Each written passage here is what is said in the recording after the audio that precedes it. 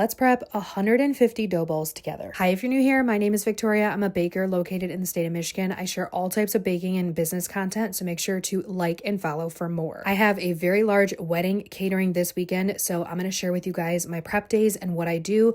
I'm also taking my brand new cake cart to this wedding, so I will have tons of footage and things to share with you guys after that. I also have events coming up in November, so I'm excited to tell you guys all the things. Now back to the cookies. This part of the order is 150 drop cookies, all 4 ounces each, 3 different flavors, 50 of each flavor. We have brown butter chocolate chip, red velvet white choc chip, and fluffernutter. First thing I did was start to brown my butter for my brown butter chocolate chip. The butter has to brown and then it has to mostly cool off before you can use it in the dough. So I wanted to do that first while I worked on my other 2 flavors. If you've never had a brown butter chocolate chip cookie before, I would highly recommend it. You can pretty much take any chocolate chip cookie recipe and take your butter before you incorporate it and brown it first.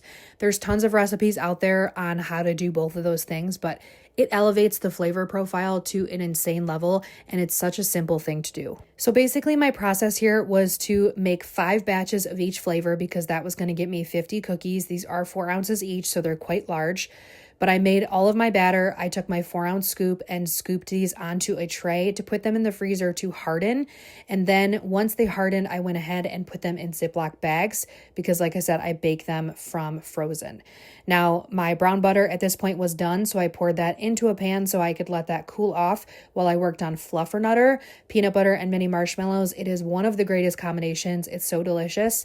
Fluffernutter recipes, the dough tends to be softer just because of the peanut butter being added. So I would highly recommend chilling and or freezing your dough before you bake them because it does make a huge difference.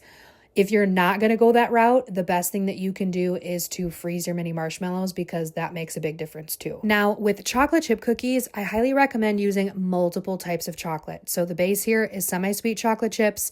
There's mini chocolate chips, and then I also chopped up some dark chocolate because those shavings will melt a little bit more than the chocolate chips will. This once again adds to the texture and the flavor of the overall cookie.